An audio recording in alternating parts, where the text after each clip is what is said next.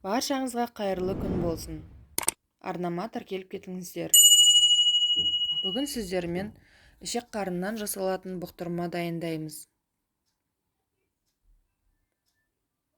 Дайын тазаланған ішек қарындарды салқын сумен жақсылап шайып аламыз. Одан соң қазанымызға су құйып, қатты отта қайнатуға қоямыз.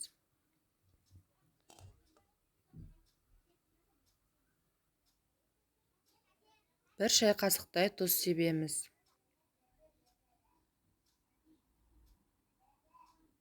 Қайнаған соң бетінде шыққан көбіктерін алып тастаймыз.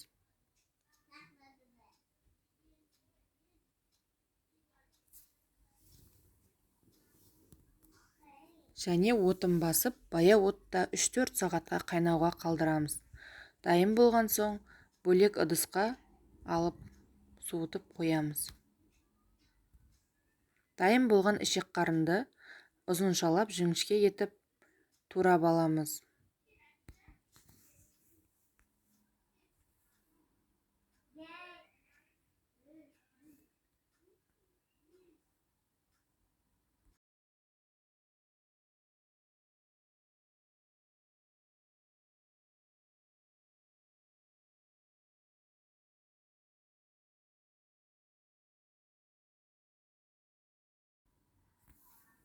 Ішектерді де жіңішкелеп етіп тураймыз.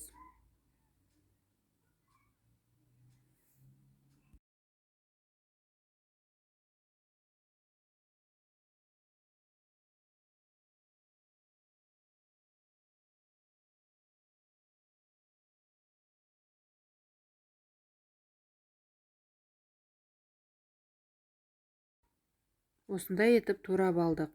Енді қазанымызға май құйып, пиязын қуырамыз.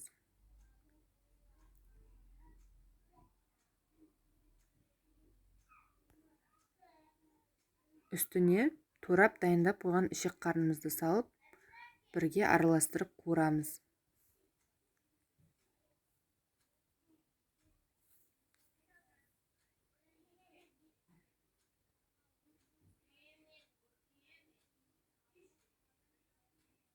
Дәміне қарай тұз, бұрыш және паприка себеміз.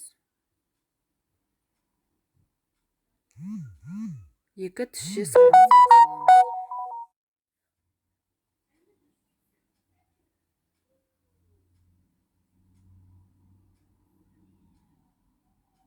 Осылайша жақсылап араластырып, қазанымыздың қақпағын жауып қуыруға қойып қоямыз.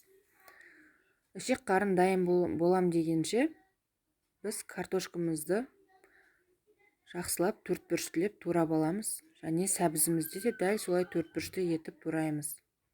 Бізге кеткені 2 сәбіз және 6-7 картошка.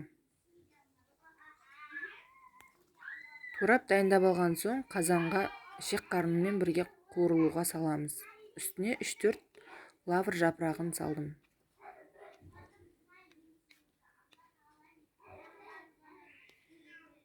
Осылайша жақсылап араластырып, өзінің майына қуыруға қоямыз.